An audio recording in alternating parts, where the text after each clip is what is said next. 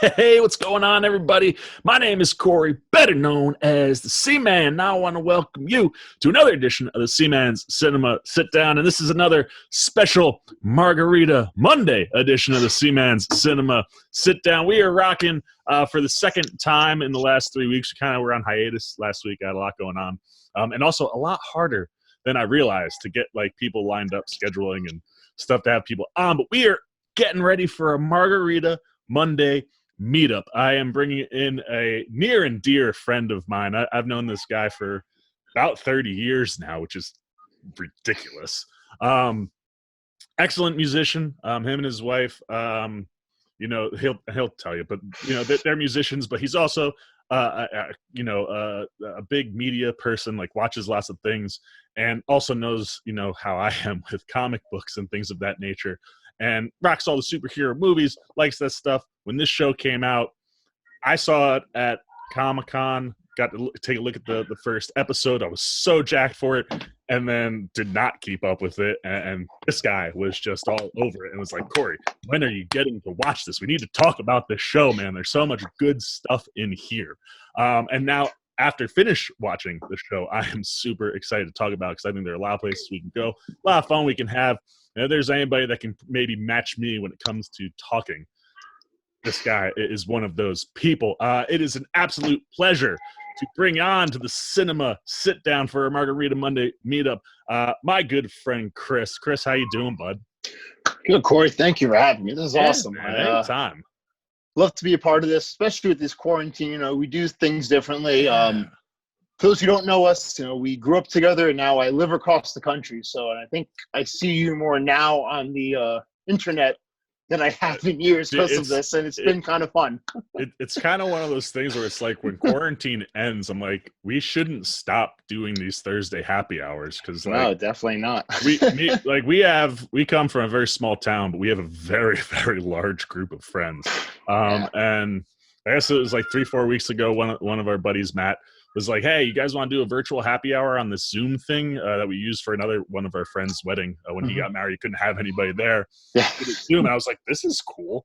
And then we just kind of started doing these happy hours, and it's like, the thing I think is cool with Zoom is you can have 9, 10, 11 people having one coherent conversation, right? Like if we were at the bar, I might be able to have a conversation with Chris and 1 or 2 other people, but I can't be talking to everybody all at once. And the fact that we are now starting to kind of spread out more than normal, it's a good way for us to kind of all be in one place. So, I mean, it's been awesome. I hope we keep rocking it. And then it's also kind of spawned this little Margarita Monday meetup. What are you drinking out there out in the West? California, Christopher. I got it's a Devil's Cannon Energy Vibration West Coast IPA. It looks very tasty. Yeah, well, you've been out here to California. There's nothing but craft beers. There's a lot of craft beers everywhere these days. Man. I know, but I think I moved here 4 years ago now, and I think coming from New Jersey, you really see the difference in some of that and the way back home probably drink a lot more Bud Lights, and standard stuff. Out here, it's just everything is craft, and all I buy is random beers. So before we get into what we're going to be talking about, why don't you give the folks at home just a little background on you, kind of where you want to point them as far as, your stuff. I know you and Sue, your wife, work on music and things all the time. This guy's written a book. I mean, he's a super talented individual. So just give the folks a little taste. Look at that. He's got it on hand. This guy's always ready. Give the folks a little taste, and please bring your video back. Sorry. I'm sorry. Technology, man. It's a bitch. Phone call came in, yeah. But my book is called Who Will Survive? It's available on Amazon, Barnes & Noble, all digital reading devices too. It's inspired by the music of an indie band called Murder by Death. So it details the story of a guy who literally shoots the devil in the back, and then all the chaos that ensues on a small town thereafter. So dope. I think with all your comic stuff and kind of like the superhero and sci-fi kind of worlds, I think your fan base will really enjoy it. For sure. Definitely recommend it as a read. Yeah. Musically, my group is called Knock, Nohc. All of our links are at Knock Music or knockmusic.com. There you go. We did a big single last year with a DJ called Standerwick from Europe. It came out on Armada Music, was debuted by Armin van Buuren on his show, A State of Trance. We have a ton of music coming out this year. I wish I could talk about it, but contracts, record labels, and a whole bunch of management teams would be mad if I said it at the wrong time. But it's all right, man. Just tease us. We like the tease. I wish I could. I'm so excited. We are working with some super talented people from around the world who release on a bunch of different labels. It's just going to be follow us at Knock Music, Instagram, Twitter, Facebook, NOHC Music. A lot's coming out if you like EDM, and we just do some fun stuff on Twitch and everything else in between. But yeah. Excellent. Excited for that. Yeah, as you should be, and we all are as well. And like I said, what he's talking about, highly recommend, man. The music is great. Like I was gonna tell you, tell him what kind of music it is, Chris. If you like that EDM DJ type stuff, him and his wife create really, really good sounding music, and then your wife's vocals, Sue, is just ridiculous. She's special. She's singing in the background right now, so I have her as my background noise. Excellent. All right. So there you go. So make sure you go check them out at Knock Music. And now it's time to dive into the nitty gritty, baby. So why don't you pull up the chair, man? Take a seat. Me and Christopher, we are getting ready to dive in. Spoiler filled. If you don't spoilers on this, leave now. Because we are literally, I have like some notes down here on things I want to touch on. We're breaking into everything for season 1, which at this point will be the only season. And I totally agree with Damon Lindelof. It doesn't need to be more than what this is, although I would love to see Lindelof do the original comic as a series, because what he does here I think is pretty solid. But we are getting ready to dive in, spoiler filled, into season 1 of Watchmen. First take. What was your first baseline impression of the show? So we've kind of talked about separating the comic and the movie, and like I think as a fan, there's a lot to look at when it comes to Watchmen, because it's a unique thing. I'm not as big a comic guy as you, so I knew the movie first, then I read the graphic novel, now the TV show. When I think of the movie, it's action-packed. That's one of my favorite parts of the movie, is how fast it moves. It never stops. And you see the characters at this great pace. And then when you look at the show, it's a lot more plot-driven. And I think it was very, not hard to get into, but I definitely I had the mindset of the movie, and the show is a lot different. Yeah. And I think it was interesting seeing the way they found the different lanes to make that work. And it works very well, but very, very different. Yeah, there's one thing that Snyder brought to the table when he took on Watchmen, which personally for me is one of the greatest comic book adaptations of all time, especially when you're trying to adapt the behemoth that is Watchmen. But in a 2.5 hour movie, or even the 3.5 hour director's cut, you need it to move. Like movies, you need to move quicker because you only have an hour or two. And the action and the pacing works really, really well for that. Granted, he couldn't do everything that was in the comic, and obviously for those that are more than aware and have read the book and seen the movie, changes the ending. The original ending to Watchmen features Adrian Veidt, Ozymandias, trying to save the world from a nuclear holocaust by developing I mentioned this because the show is building off of the comic. It's not building off of the movie, for those that are unaware. It is ripped right off, or not ripped off the pages because there are no pages to rip from. It's spiraling out of the pages of the original comic. And you're in the comic, Ozymandias essentially creates a interdimensional squid alien that he drops into the center of Manhattan, rather than building bombs that have the like radiation or whatever those measurements are of Dr. Manhattan, which works well in the movie. Some people have even said it works better. But the squid essentially gets dropped in Manhattan, and things with teleportation, there's no direct science to it, so like you can end up like phasing into like a building or a car, or you don't just land where there's nothing. And the spaces where you do land and there are things, massive explosions, kills 3 million people in New York, and gets the entire world to go, oh crap, there's something. Wait, I can hear Sue, she's crushing it right now. But there is something bigger than us that kind of gets the world to be like, oh, this is how we're gonna we need to rally and make sure that this never happens again, and it kind of creates world peace. Mm-hmm. As you said, the show now picks up about 30 years after those events, and I thought it was a really interesting take. It did take a minute or two to kind of get into. Being the comic, book nerd that I am, watching the first episode, especially with a Comic-Con crowd, I got super jacked because you saw things like tiny baby squids raining from the sky, and I was like, oh my god, they're gonna do the squids. They're not gonna do what they do in the movie. They're actually gonna get into the squid stuff, and they do. One of the characters, Looking Glass, he kind of gets like an origin story of like what happened to him on the day that the squid landed in Manhattan.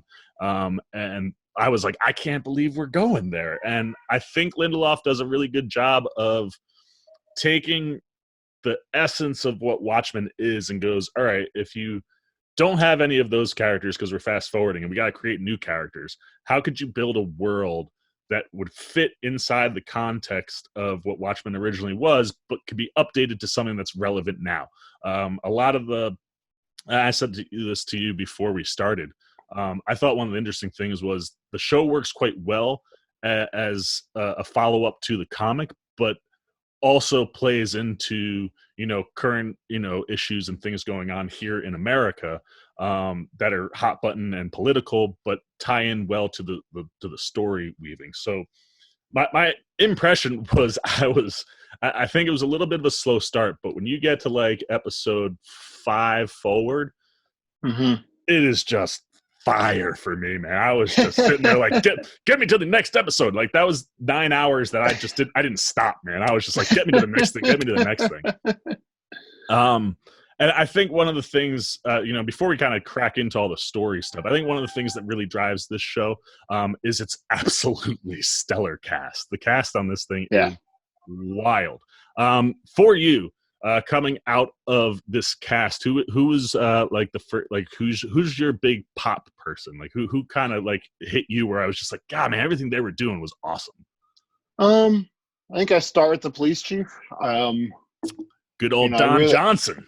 Yeah, I really look at what he did, and I think, and I think his character and his arc, even though he's kind of short-lived, what he does and what he sets up is so important. Oh yeah, and I think 100%. he really bridges that world from the original Watchmen world to the White Knight, to coming out to where the world is now, and showing that the boundaries are very gray. Yeah, and he really, I think, exemplifies how the show sells that you don't always know what you're seeing at face value, no matter how much they're trying to create distinct lines. Oh yeah. I really I like Don Johnson a lot for what he did and how he portrayed it. I'll never forget when I was watching the first episode the first time at Comic-Con, and you get to the sequence where like he's having dinner. He's directly connected to Regina King's character. Yeah. And their families are close, so they're all having dinner. He gets up to go get some more wine, takes a quick little bump of blow, and then comes back and starts singing Broadway show tunes. I was sitting there, I was like, I'm here for this, man. Don Johnson, you do what you want, bro. I'm here. But yeah, no, I mean, Don Johnson is always great. Anytime he pops up, I mean, the guy is a spectacular actor. You don't stay in the business as long as you do with a guy like Don Johnson if you're not great. But that character of Chief Judge Crawford seems so, you take him for face value, and it's like, Regina King is almost like an adopted daughter to a degree, and the closeness that they have. So like, you don't see any of the things that are coming later on in the season. As you start to peel those layers back, you're just like, oh shit. And it's the type of thing that I think is people have skeletons in their closet, or in this case, you have a Ku Klux Klan, ensemble hiding in your closet. But even that isn't what you think it is at face value. Because like the thing for me, it was like, okay, so Regina King just found, the KKK uniform, which means, okay, he's clearly a white supremacist. but why then is he, how do you love someone of color the way he does in the show? And like, that isn't even at face value. Like, there are layers to why he did the things that he did to, the seventh, and we'll get into more of the story in and of itself, but the Seventh Cavalry, which are the modern day KKK, the concept of infiltrating to a degree to keep peace. I was like, okay, and I wish they kind of would have broke into that more. I would have liked to have seen a little bit more of Don Johnson's background. But from a acting standpoint, I mean, that dude, he brings it, and his character is a crucial linchpin to the show, and specifically to my favorite person on the show, who's Regina King, because she just, God, man, she eats the screen alive. She is badass. Like the other thing too, like you had mentioned, like the movie, lots of action, not a ton of action in the show, which is kind of more in line with what the comic was. But when they ask her to do things, you just sit there and you're like, yeah, Sister Knight is one badass woman that I would not want to mess with. And she handles everything that they give her so well. She has obviously the most on her plate in the show, and the juggling of things of like learning about, oh man, Don Johnson gets hung right at the end of the first episode. Yeah. So how do you kind of deal with all that stuff, then deal with the fact that he's got skeletons in his closet, and then how are you trying to rectify what's actually going on as far as the threat, with the Seventh Cavalry is going. I just thought she came in and is just fire. Everything that she delivers, you're just like, I buy this at face value. Like, what you're giving me feels so authentic that it just made the character real for me. Yeah, absolutely. I mean, and she has to carry, she, without her, and as you get into her backstory, you see all the ties. You see the ties to her grandfather, the ties to the police force and all. And, you really learn that history. You need someone to bring that together. And, she really, like you said, she embodied all of it, and she was great. Yeah. Oh, yeah. I mean, and the thing with the show in general, it's like you have so many interesting characters, and all of these interesting characters are being played by absolutely phenomenal actors. I mean, Yahya Abdul-Mateen II, you guys should know, as Black Manta from Aquaman. I love that he's blowing up, man. Everything he starts popping in, he is so good. He plays Angela Abar, who is Sister Knight, Regina King's character's husband. And what he's asked to do is really, really impressive, because you ride with him as, Cal Abar for the first 6 episodes or so. And then you flip into the last 2 episodes, and now he's playing Dr. Manhattan. And Dr. Manhattan is a character that is not, is so different from humanity. I mean, another thing that we were talking about, kind of before we started, is the fact that it's such I feel like that's a character that's got to be hard to write, because, when you're experiencing everything in your lifespan all at one time at any given moment, the way they utilize it in the show, like the conversation that he has with her at the pool and with Will at his house like 10, 12 years earlier, like you sit there and you're like, that stuff functions so well. But like, to get there, I'm like, how you do it, man? Because the guy, like, the way he thinks is not the way you can normally think as a person. To deliver that type of stuff needs a level of like unemotional emotionality. That's not even a word. Mm-hmm.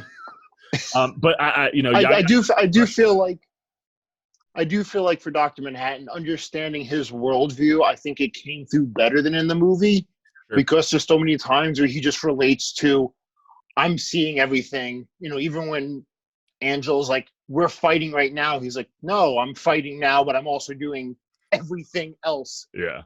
As this fight is, and it's impossible to comprehend that, but I think this did a great job of really trying to showcase the struggles he had, and you needed to understand where this show went. Oh yeah, and like like you said, like, because he has that ability to know everything, like the entire episode 9 is that the one I had? I think episode 9 is my favorite. No, I'm sorry.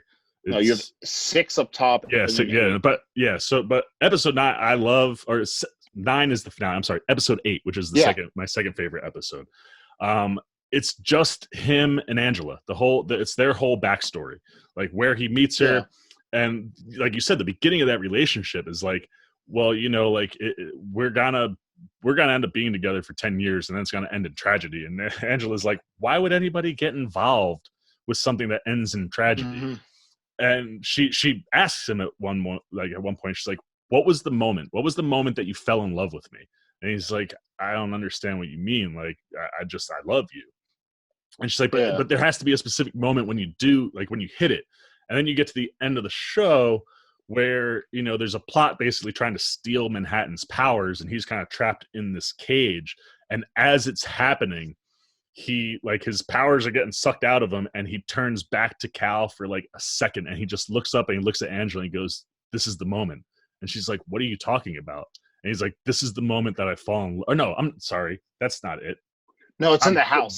That moment is right before they come. Yeah. No, the moment I was talking about just now was where he looks at her and goes, like to end his life in a way that would be meaningful to him. He's like, I'm living every single moment that we've ever had together right now, which I was like, oh my God, that's amazing. But then, the moment that I wanted to reference was when he knows that his end is coming, like he knows he's going to get trapped.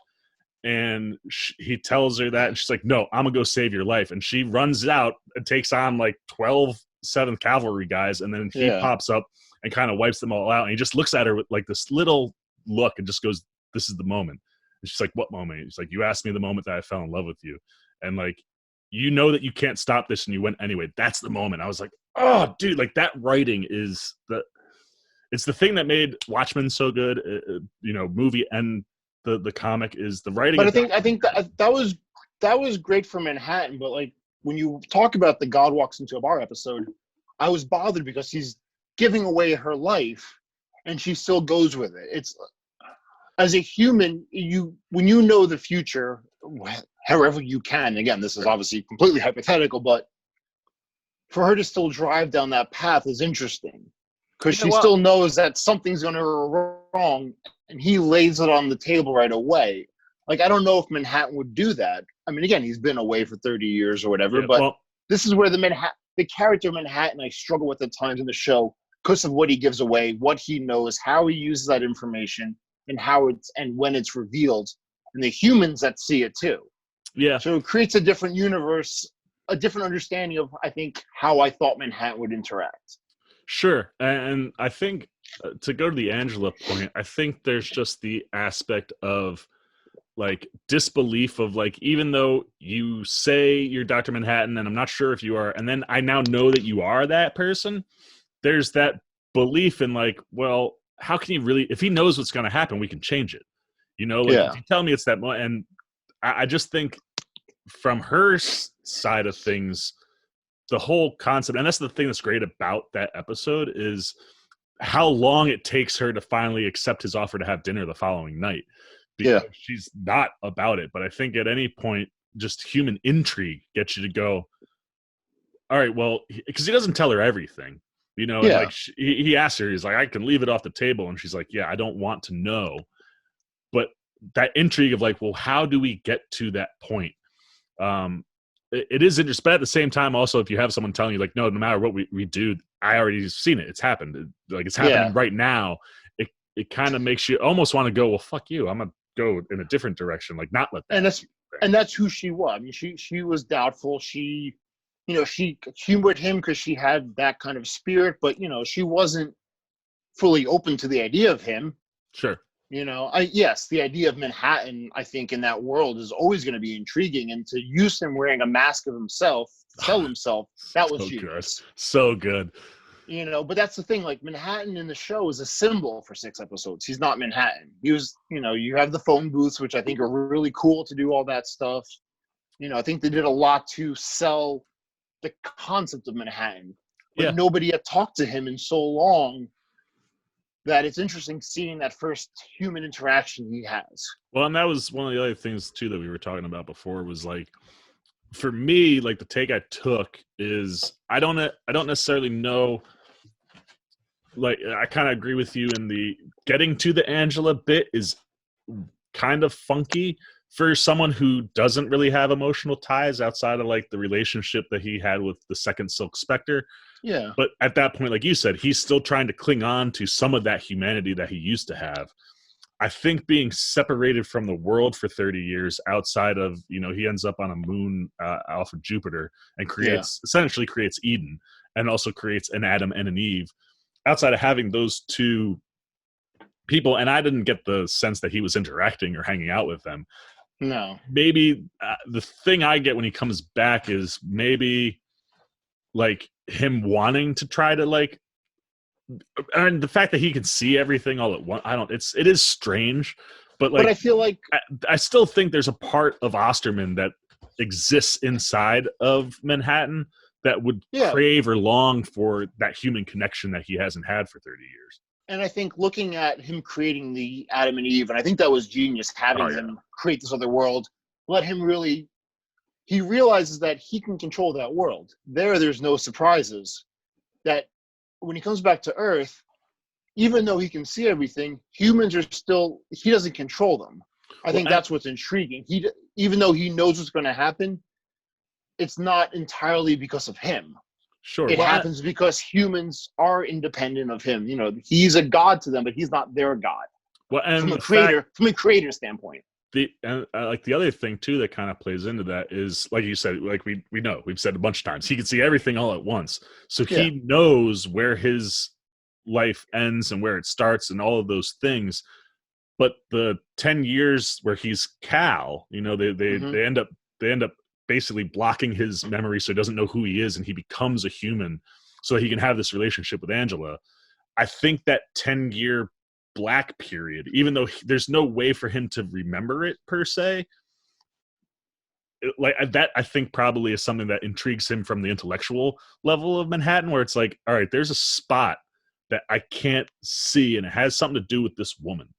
Yeah. I mean, and it, like I said, all of this is just, coming out of the brain of Damon Lindelof, who, to try to recreate anything in a new form of something to the magnitude of what Watchmen was, he hits it more often than not, and you're going to have some of those wonky spots. Yeah. Like even when he becomes Cal, like when he takes on the human form of Cal, like that was odd.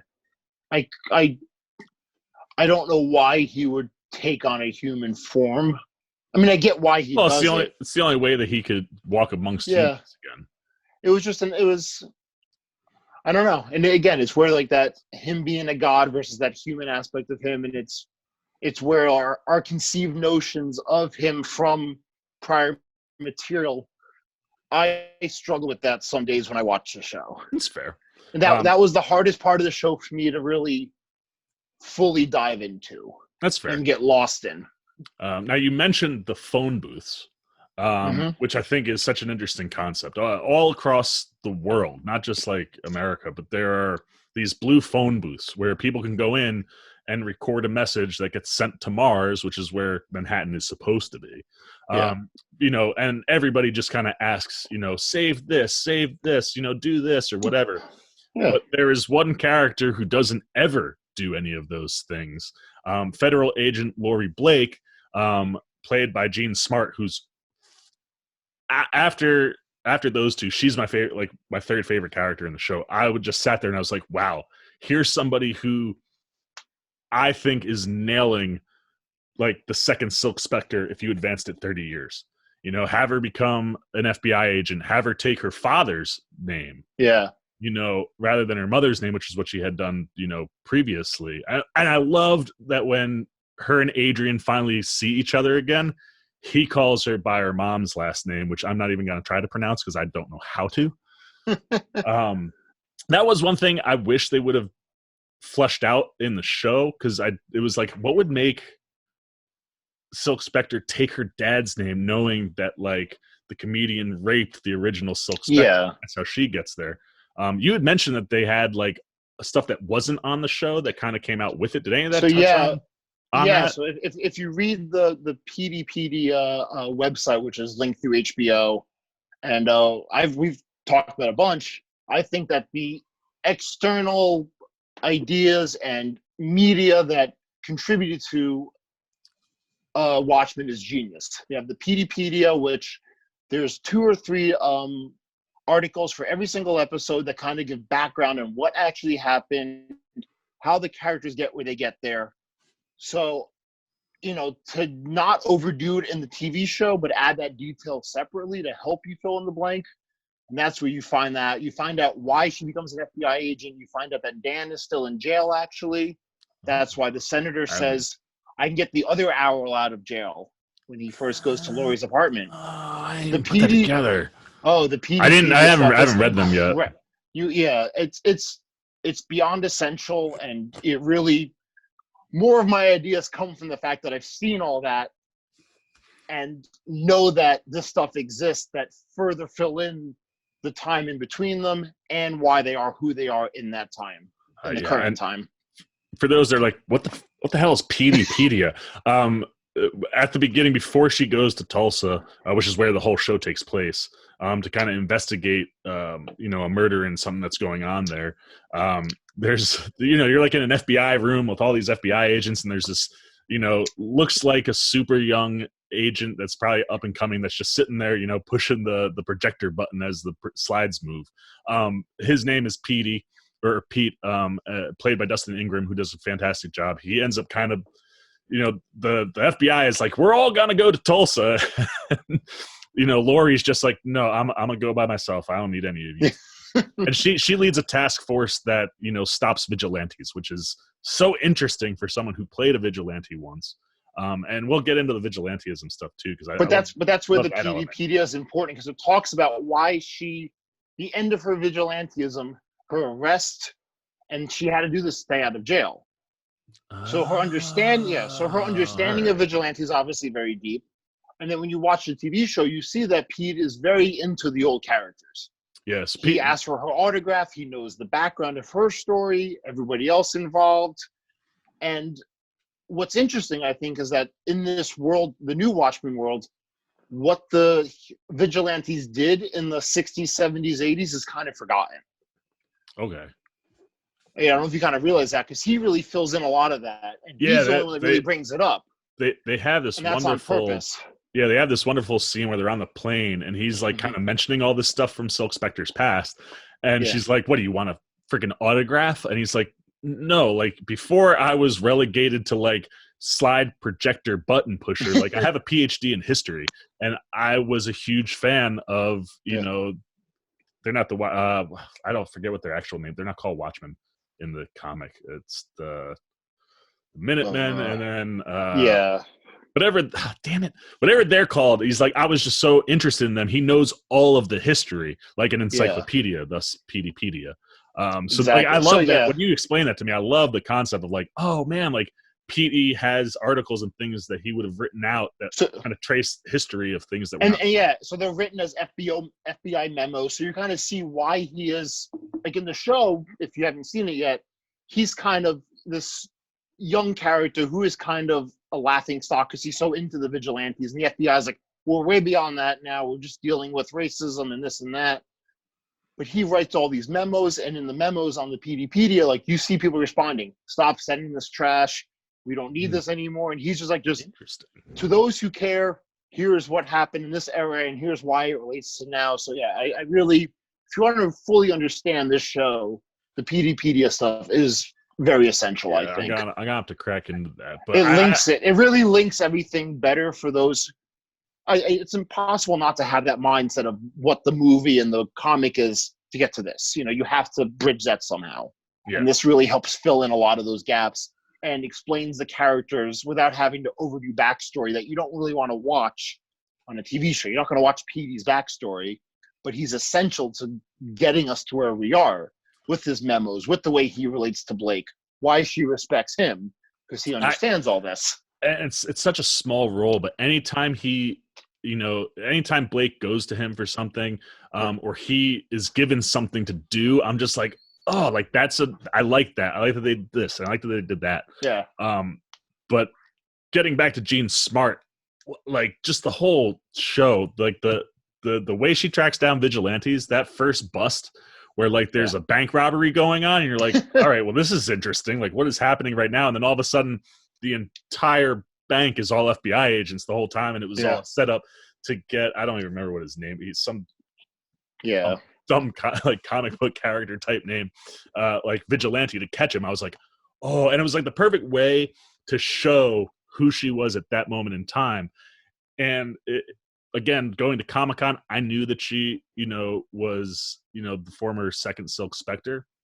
But the way it's presented in the show, outside of having the kind of look, until you see her office or her home when she goes home, and like the 4-image like poster on the wall of like, Silk and Night Owl and Manhattan, like that's the first time when you're watching, you're going, like the way she looks, and then seeing that, you're like, maybe she's Silk Spectre, but never thinking that it's her, because you forget the comedian's last name, unless you've recently read it, is Blake, and she's got that Jezen mix or whatever it is, crazy last name, and it's not that. And then to have it be that, I was just like, that's again, Lindelof, so good on the writing, man. Like, this is a guy who you could tell read the comic and attacked it in a way that was like, I got to give you some of those characters to really make this Watchmen-esque, and bringing her in as an FBI agent,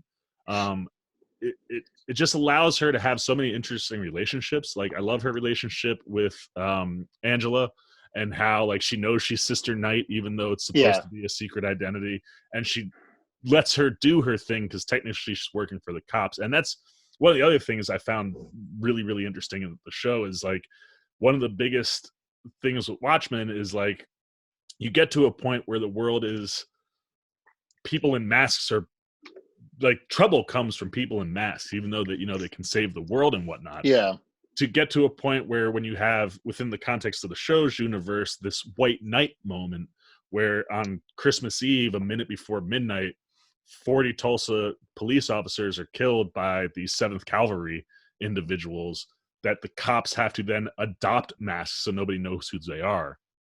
I thought that was such an interesting to get back into the idea of masks, and the whole concept of masks throughout the whole show, I think, is something they play with really, really well. Oh, that was one of the most genius things. And I really almost wish I don't know how they would do, but go into more about how you go from the yellow masks of the cops to the more individualized masks of Looking Glass and Angela. So the fact that you have Panda, guys who have, and I guess they're just higher ranking cops maybe, but like, it's interesting that they get to be the vigilante. Like, they look like vigilantes, but they're still cops. It's not like the detective wears like a different color mask. All the plainclothes policemen, they wear yellow masks. It's uniform. It's I think it's brilliant too. I really agree with how they did it. Yeah. Like the way that they have like when they have that when he pulls you have a black cop pull over a white guy, and you have this conversation that is so reminiscent of things that you've seen or kind of heard when it's a white cop pulling over a black guy, and to like be in a situation where he doesn't even have his gun on him, even though he knows that guy is a threat, and he has to get Panda to give him like the release to get the gun out. And Panda is very anti-guns, which a Hellcat is so small as far as the character goes, but he's absolutely hysterical. But like all that stuff, I was just like, that's so interesting, and such an interesting way to kind of create this universe that is different, but feels like it fits with everything. And like I said, the other thing that you have to have if you're gonna have a Watchmen show, you have to have some Watchmen characters in there. And could anybody other than Jeremy Irons played an older Adrian Veidt? Like, this dude just is everything you could possibly want for that character. Yeah, I love what they did, and I'm almost mad it took me a bit to catch on to what was really going on. Probably longer than it needed to. No, like, it was one of those where, it's not just me, that's great. But... Yeah, no, like like, and I understand. Like, Adrian's always isolated himself because he doesn't work well with others because he's so freaking smart. But like, as you start to kind of peel back the layers of this, he's in like this castle type mansion with this just acres and acres of land, and these servants that you pretty much by the second episode, you're understanding that he has clones, or at least I thought they were clones. We ultimately end up finding out that he's on the moon in the paradise that Manhattan created, and it's Adam and Eve. They could just create them over and over and over again. But I had no clue. Like, the first inkling I had thought that he was somewhere that wasn't where he was when he was creating that like suit for the Mr. Phillips. Okay, yeah. That guy comes back frozen. I was like, well, that's interesting. Like, he's clearly trying to escape. So maybe this isn't what we think it is. But at the same time, I still had no idea where we were going until they started launching the dead bodies, and you would just see them disappear before they got to clouds. I was like, and then again, you have no idea where he is. I was just like, he's somewhere in space. I don't know if someone created a prison or what it was. And then when you finally get that Manhattan episode in 8, and you understand he created this paradise, and you know why, like, the castle is there and how that ties into John Osterman, and all of a sudden you're going, oh shit. And then, like, you know, when Adrian said at first I thought this was a paradise, now I understand it's a prison. It's like, yeah, like, and the way Manhattan introduces it to him, it's like, I'm gonna send you to prison. Like, and that's another their relationship, you know, whether it's the comic or the show, it's so interesting because there's a mutual respect, right? Like, Adrian is the smartest man in the world, and he understands that Dr. Manhattan is a god, so you have to have some kind of respect for that. But like, Adrian tried to kill him in the comic books, and it's almost like, I'm gonna come at you with this mutual respect from like an intellectual level, but I know what you tried to do to me in the past, and I'm gonna end up locking you away in a prison that you can't get off of. There's no way for you to get from Jupiter back to home with what is there on that moon. But Jeremy Irons is just, he's so good. Like, from his like, just his delivery to the relationship that he has with the Mr. Phillips and Miss Crookshanks, you know, that he develops. I mean, seeing him write the play of what happened to John Osterman, like, he writes the play in the first episode, and then you see them act it out, and he like burns one of the dudes alive, and you're like, what is happening right now? And then you're like, oh, they're probably clones, so you can just do it over and over. And you see everything. But like, all that stuff just played, and then they, you know, having him wear the Ozymandias you know, costume eventually, I was like, love this. The whole angle with the horseshoe, that was another thing. I had no clue what that meant. Like, he kept getting these birthday cakes, and in every birthday cake there was a horseshoe, and you know, the horseshoe sharp. But I'm like, what does he need any of this for? And then when he finally has to escape from the prison that he's put in by the game warden, who's just another Mr. Phillips, or the original Mr. Phillips, all of a sudden you're like, oh, that's what he's been doing this whole time, like, trying to teach them to do that so that when they do deliver it, he's able to get out. Like, all those things just play so well to a guy who is smarter than every other single person that you could possibly put in a room with. I think knowing who Adrian ends up being in the original storyline, it's good to see this side of Adrian where you know he's so smart. He knows that hasn't lost, but he's not sure how to quite win. You get to really get to know him more, because in the story you don't really know him till the end. Oh no, you don't trust him. He's a secondary character in a lot of ways in the original. And so much of the beginning of the show is just trying to figure out where the hell he is and how is he going to get back to, you know, humanity. So watch it. I think, and again, you know, as a Watchmen fan, you want to see the original character. So watching him live in this world and the absurdity of it, and how he finds ways to both have fun with it, toy with it, and know that he's learning how to manipulate it day in, day out, was incredible. That was one of the better arcs. The other thing that I think is so interesting with his story arc and the way it functions within the series is, you know, you read the books, and obviously, you know, he comes off like lots of crazy, you know, leaders who were looking to save the world, right? You know, like, Hitler, in his head, that's what he was doing. And that's what you get from Adrian, where you're like, this guy is bad. And then you introduce someone like Lady True, where by the time he gets back to Earth and understands what's going on, you know, and gets kind of brought up to speed, like, he ends up being brought, you know, basically to the culmination where everything is going to happen. And because I love this too. I loved that there's like a political figure, the senator that's in the show, who essentially is working with the Seventh Reich, this white supremacist group that I hate.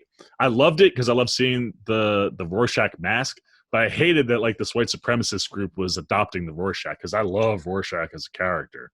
Yeah, but you have to remember It makes sense. At the end of the movie, he drops the journal off at a far right political rag. Oh yeah. You know, so it made they sense, were but I was bound. just like, you're making me dislike what that character was about. But again, like you said, it ties in. But again, very well. Rorschach's a misunderstood hero. That's the problem. Yeah. Oh yeah. You know, he is good and bad all at once. He didn't really, you know, I don't think he had the biases and the negative mindset of the 7th Cavalry, but I think he had the indifference to live both sides of that. Yeah, well, and I think that's why it's important to use him as a symbol that way. He's to a degree on the same spectrum as Veidt, right? Because it's like he has this skewed worldview of like, well, this is what you have to do to save everything. Yeah.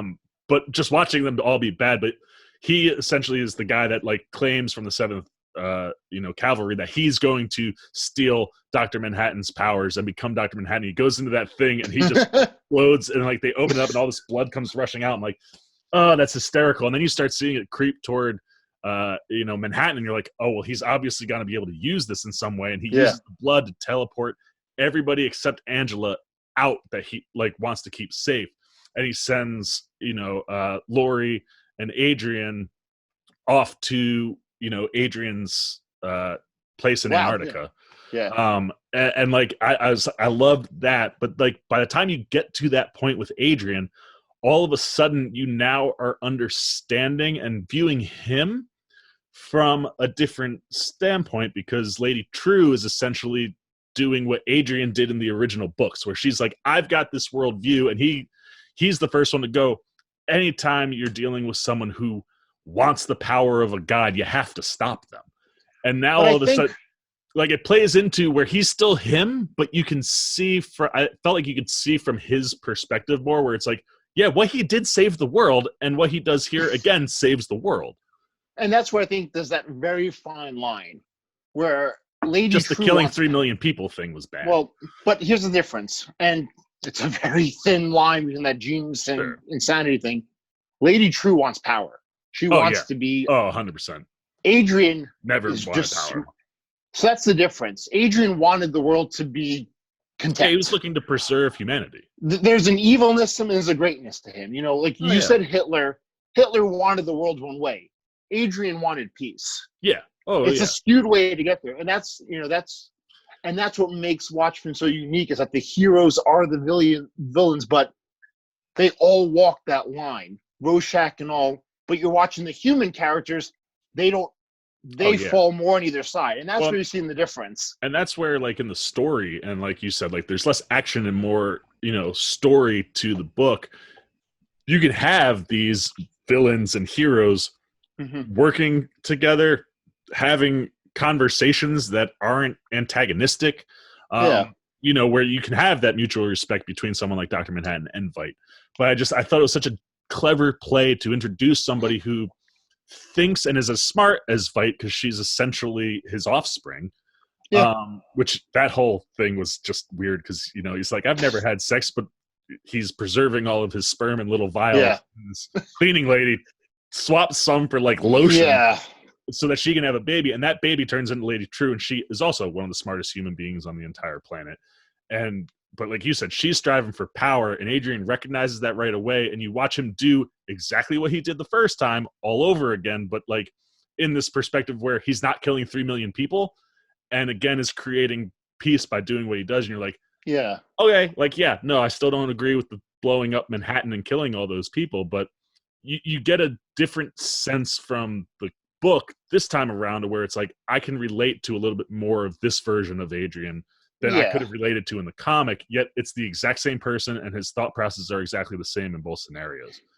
I think in the comic he had to do, especially at the end of it, he had to do more work to make that happen. He manipulated everything to hit that point. He was playing God in his own sense to make those events happen. In this one, he just happens to fall in line at the right time to fix it. I think when you watch the movie and look at the book, the character that you look at the whole time, you're not sure of, is the comedian. He's the one who's the jerk. But you also know he's good. And like I said, that's where all these Oh, characters they're fall, all, and it's so unique that they find that line, and to continue to do it, and to continue to bring Adrian in. He's only on Earth for an hour and a half at most of TV time, but he still envelops that to be a hero, you have to make decisions. And I think, it's the Dark Knight. Sometimes you have to be the villain. That's how the Dark Knight ends, and that's when Batman runs away and Harvey White is, he said that he makes him the hero, so the Batman becomes the negative person. You're watching these heroes recognize to be a hero doesn't mean you're just saving lives. You're not just out there stopping crime. Sometimes you're doing things that seem gray, but the greater good. Well, and again, it's tough to look at. And it's one of those things where at these characters. you take it, right? Like the comic, you're looking at worldwide nuclear holocaust, and that's what he's trying to stop, right? Like erasing billions of people versus 3 million people.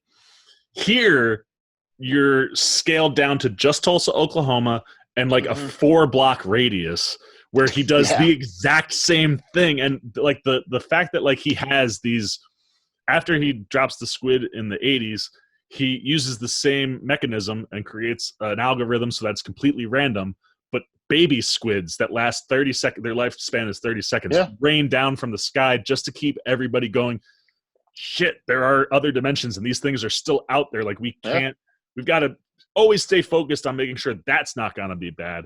That Fear keeps things in order. And then the fact that he's able to go there and he uses it and he's like, well, it explains everything that he does, but he goes, if you were to drop the temperature so that they're frozen, it would be like just raining fire down from the sky. And that's how he ends up stopping Lady True at the end. And you're just like, oh, that's genius. Good job. Like, you didn't kill 3 million people this time, so I'm okay with what you're doing. But it's the exact same thing. And like, that's some of the genius of what Lindelof is doing and working with writing the show. Like, he's playing with things that are similar to the comic, but different ways for you to look at different perspectives and things. And like I said, when you have a cast that's this good, that just elevates all the material that he's writing. And then even when you bring in these new characters, and speaking of like what Adrian is doing and whatnot, Looking Glass, Tim Blake Nelson. Oh my god! Like, talk about unique, the coolest thing in the whole show. And then he's just such a great character to the point where he's your into finally seeing the giant squid in Manhattan on film. Like, we didn't get that in the movie, and then they do this flashback episode where you find out why Looking Glass is the way Looking Glass is, because he's in Hoboken when the Manhattan incident happens, and the psychic shockwave made him kind of lose his mind, especially because when he comes out of this like Hall of Mirrors thing that he's in at this little carnival, everybody's dead, and it's just like, what happened? And now you're like, oh, that makes so much sense. But to get there, they go full commit, man. And they pull all the way out, and they show you Manhattan, and there's just this giant squid like locked into all these buildings and things on fire. And I'm like, they freaking did it. And I love that Looking Glass ended up being our way into seeing that, and because it gives so much context to his character. His character is so interesting, and visually is the coolest thing. Like, it's what tinfoilium or some a name for it. Basically, it like blocks out the psychic wave, so he has a hat. His mask, is this. So he's never without having the stuff on his head because he thinks it keeps him safe from this. So whether you very rarely see him with nothing on, whether his face is covered or not, that paranoia and the fact that he's so integral to how the world moves forward, but also so paranoid of something that isn't really real. You find out I think it's incredibly, I think it speaks a lot, and especially calling him Looking Glass, it's reflective of society, and I think that was it's so genius the way they create him to be the common man, and he's that's what Adrian wanted to do. Like, what Looking Glass is the outcome that Adrian knew the entire world would be. And that freaking mask, man, that was like that might be the most impressive thing in the show, because I don't know how you shoot a completely reflective mask where like Lori like sees that she's got something in her teeth at one point, and like you can see her looking at herself, but you never see cameras, you never see anything that's not part of this. Like, obviously there's some editing going on in there, and those guys did a phenomenal job to make that play the way it did. And just the relationship between Lori and Looking Glass, and the way that she respects him, but she has that comedian in her that she'll mock him and push him in different directions without even him realizing it's happening. She gets the vigilante. Yeah. She doesn't let him be too comfortable, but she also knows she needs him. That was one of the better relationships in the whole show. Oh yeah, for sure, and it totally plays into her FBI bit. Like, it's like I bugged the cactus, so like he starts asking him a question. He's like, "How do you know about these pills?" And she's like, "I bugged your cactus." And he's like, "You bugged my cactus?" She's like, "We're the FBI. We bug shit." Like, yeah, I bugged your cactus. And like, but like, she's able to manipulate him to help her, but but like, there's some sort of like weird camaraderie because, like I said, like she never calls him Looking Glass. Like he's like, it's Looking Glass. She's like, whatever you say, mirror guy. Like, and that stuff plays so wonderfully on screen. But I think that's where her becoming Laurie Blake. That's where she's recognizing who her father is, and she is way more. The comedian side of her comes out a lot in this show, I think. Yeah, no, I think she recognizes what he stood for, and as much as she may want to hate him, she also appreciates that he understood a lot of why the world was what it was. Oh yeah, and that mentality is what makes her work as an FBI agent. So. Yeah, so she really, I think it's really cool seeing that come out in her while she's an FBI agent and she has this relationship. She needs Looking Glass. Yeah. And it's if whoever hasn't watched the show, it really is great to watch this relationship develop. Well, it's awesome. Just all, like I said, like all the relationships. There's so many talented actors, whether it's big name people or small name people. Yeah, everybody came to play. Everybody's bringing their best at all times. Where everything that's going on screen, the acting is just always elevating. Like whether you're buying into every aspect of the show or everything Lindelof is doing from a writing perspective, you can't deny the way everybody on the show just crushes. Absolutely. Yeah. And what's even more effed up is like we're not even all the way through all of the characters, and we kind of touched a little bit on Lady True, who's played by Hong Chow, and her daughter, who is really a clone version of her mother, because if I'm going to become Dr. Manhattan, don't you think I would want my parents to be here to see it? And Beyond is played by Jolie Huang Rappaport. I loved both of those characters. Like, the way you're kind of introduced to Lady True, where she comes in and is like, I want to buy your land, and I know you're going to say no to me, so I'm going to tell you that I can give you guys children, which you can never have. And the wife is like, no, you're not going to make a baby for us to get our land. She's like, I didn't have to. I already did. And the minute she brings that baby in, they're like, sign the paper, get it out of here, because they have it tangible. And you're like, all right, this lady is clever. And they do a really good job of hiding what her actual goal set is, where you kind of get a feeling like you have a residual kind of feeling of Adrian Veidt and the stuff that she's doing on the show, but you're right now she looks like she might be doing something we don't know about, but like seems to be moving things along where she might be good. And then when you get that reveal of what she's doing, you're like, oh, you're even worse than Adrian. Well, her introduction is unique because she's one of the most famous people on the planet, one of the smartest. She graduates college at 15. Yeah, she's and then buys MIT. Yeah. She's a billionaire by 20, 21. I mean, she is everything a super genius needs to be, but she purposely isn't very public. Yeah. So, when she goes to this family to give them the baby, the first thing I think they ask is like, you know who I am? He goes, yes. We know you're in town, but nobody sees you. So she is this reclusive genius who is so famous, yet a complete enigma. And she's building this clock, which is all we know. She's building a clock. We don't know what that means. So I think the way they present her character is even more unique because she's on the face of everything. Everything happens, even the phone booths, to give that reveal away. She controls the phone booths talking to Manhattan. And again, it's one of those things that kind of just lays into stuff that Adrian did, right? Like the drug that's in this show, she's responsible for creating nostalgia. The same way Adrian and his company created the drugs that were used in the comic. Yeah. Like there's all these wonderful ties where it's like, I have this feeling, but you're never once thinking that she's going to end up being his biological daughter, because we know that he's had no relationships that we're aware of. Yeah. So you're just kind of like, oh man, this is a cool way for Lindelof to kind of play off an Adrian Veidt type character who can be involved and kind of keep us guessing. And then it's like, well, it's not just a character, it's his daughter. And you're like, damn, man. Like, so many things in this show, I just sat there and was like, fuck, man, it's so good. And then as it's happening, you're watching her interact with Angela after she takes the nostalgia, and then her grandfather comes in. And you don't know it's her grandfather. You're trying to put that all thing together. Oh, yeah. So you have these two great mysteries happening side by side that basically exist between two families. Yeah. It's Adrian and his daughter, and then Angela and her grandfather. Yeah. Well, but you don't know that through a lot of this relationship, and it's incredible the way they show them interacting and the way those stories had to come together, but they didn't need to be revealed until they were. Oh, yeah. And then it worked so well. Like the fact that, like, once you start to understand what the 7th Cavalry is doing as far as creating a teleportation device so that they can capture Manhattan, and that they're going to like, oh, like for a split second, you're kind of thinking like maybe Lady True is also kind of doing what Don Johnson did and working with the 7th Cavalry in order to catch Manhattan.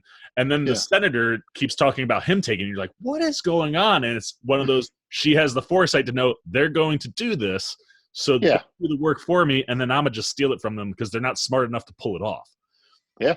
And like that stuff worked great. And like you said, the Angela grandfather stuff, Lou Gossett Jr., legend. Absolutely phenomenal. Absolutely phenomenal. There's so much mystery to his character. And like, you know that he knows who Angela is. He also knows that she's Sister Night.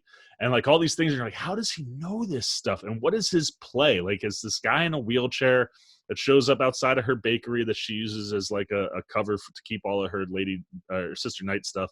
And then he's sitting there in front of the tree with Don Johnson hanging, and he's like, I killed him. And you're like, how? You're same thing Angela says. Like, you're in a wheelchair. How can you hang this guy? They literally talk in the show. You know, he's a 115-pound frail 90-year-old. He's 103. 103, who hung this, 40, 50-year-old police sergeant who was, in prime health. Oh yeah, and I mean, that wasn't when that came up. I was so hooked. Yeah, because I just wanted to know what was going on with that. Yeah, when he's talking to Angela, when she brings him to the basement, I was so into like whatever he's going to say next. I really was on the edge of my seat. And like, it's just one of those where it's like, like you said, you have that cold open at the very, very beginning of the show. You might not have said this on camera, but we haven't gotten to this part yet. And we're gonna get into some other story stuff after we talk about the acting and the characters which lead into the story. But like, you kind of open with this kid at the very beginning of the show, and then you're like, well, what tie does that have to anything? And then as Lou Gossett's character kind of starts to play, he's going to be integral, because you're not going to bring Lou Gossett in to not be integral. And when you finally dive into that story about who he is, where he came from, and you understand that he is the kid at the beginning of the show, you're now like, now everything starts clicking. And then it's like, all right, so what is his deal with Angela? And the way they get into, this is my favorite episode of the whole show, how you get into what his relationship is with her. Like, she does all the kind of background research. They have like one of those like 23andMe. Is that what the thing is now? It's kind of like a history type stuff. It is, but it's unique to the fact that it's based on this cultural museum, and it seems like because of what occurred in this timeline, which is actually a real timeline, we're going back to how the opening of the show, where there's this race war, there's KKK just killing this whole street in Tulsa that was like supposed to be like the next like financial district of America, but for the African American race. And this museum allows you to retrace where you came from within this timeline specifically. Yeah. And it's unique seeing how that interacts. The technology of you can get a swab, and then they'll give you an acorn so you can actually plant your family tree, and then a digital family tree appears and kind of tells you everything. Like, all of that technological stuff was really cool. But like, she figures out that he's her grandfather, and you're like, okay, well, that's interesting. So why is he there? What is he doing? And even when you get into the full reveal of who he is, you still don't understand everything until we get to that Manhattan episode, and you understand Manhattan talked to him first, although technically at the same exact time as he's talking to Angela. That's one of those Dr. Manhattan things that's just so cool. It's like, I'm having a conversation with Angela.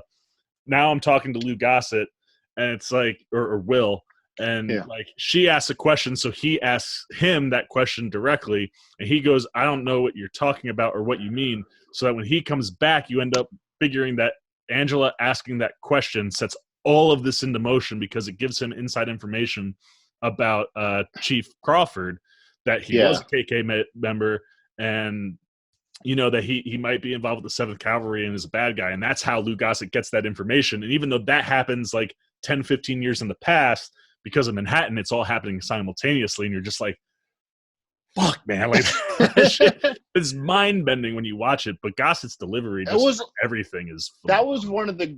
That was one of the greatest sequences of the show, and super exhausting at the time. Oh, yeah. Like, in the best way possible. But I mean, so, to go back to saying, like, to understand Manhattan, that was genius. Again, you said they had the conversation simultaneously 15 years apart. Yeah.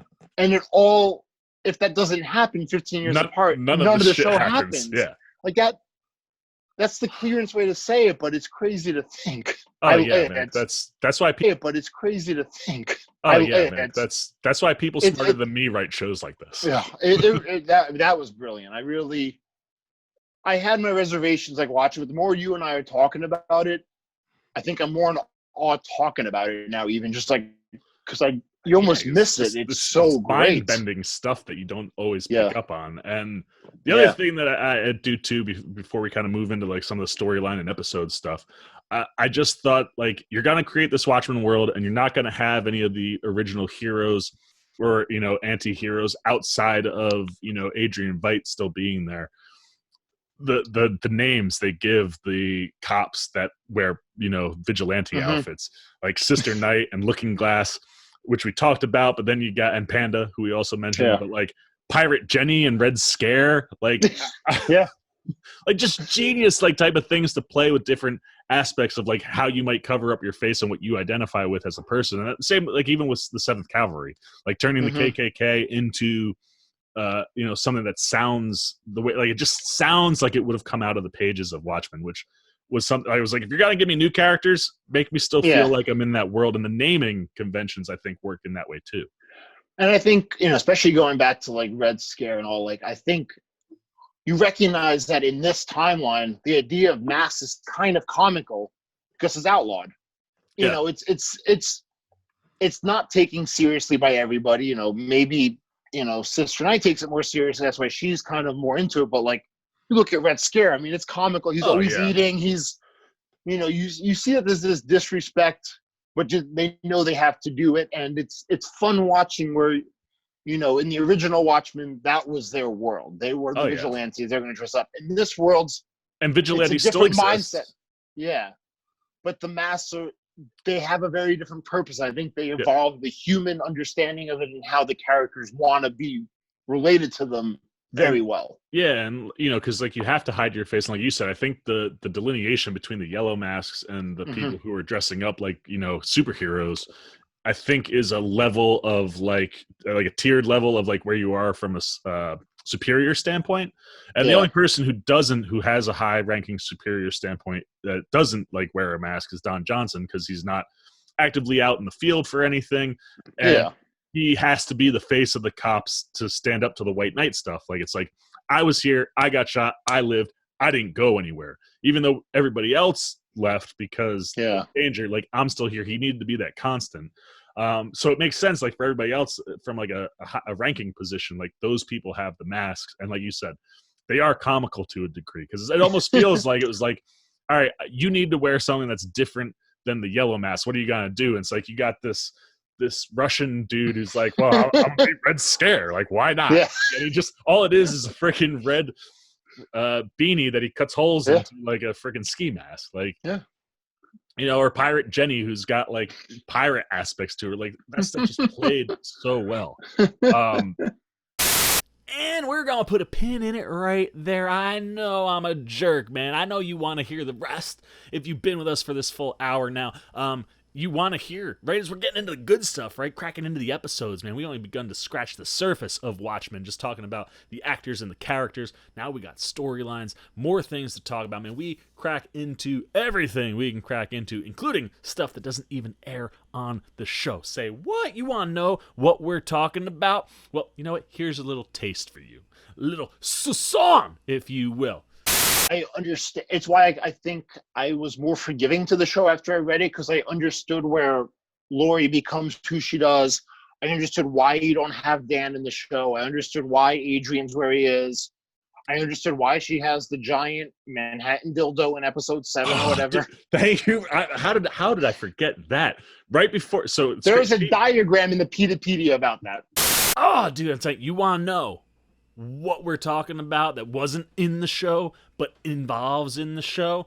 You got to come back next week for part 2 of my Margarita Monday Meetup conversation with my buddy Chris, talking all things Watchmen, baby. We're going to crack these bad boys open all the way and get into all the juicy details that we haven't touched on. And we'll do that next week. But I do thank you for sticking around and listening to us just chit-chat about TV for an hour. God, Watchmen so deserves 2 episodes, and I'm glad that we put enough content together for 2 episodes. But that's it, man, for part 1.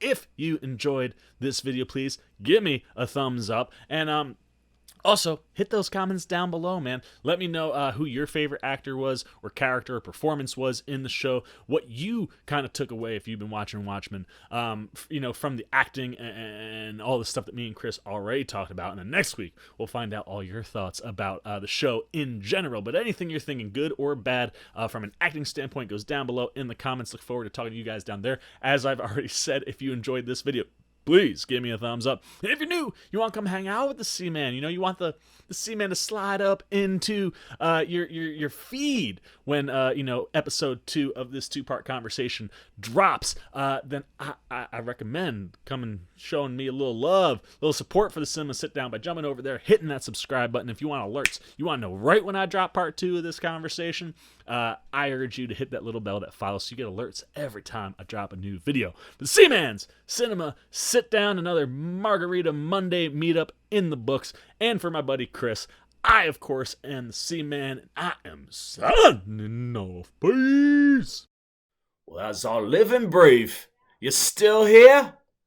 Check out a video like this one, or this one, and hit the subscribe button so you can get alerts and check out everything the C-Man's got at the Cinema Sit Down.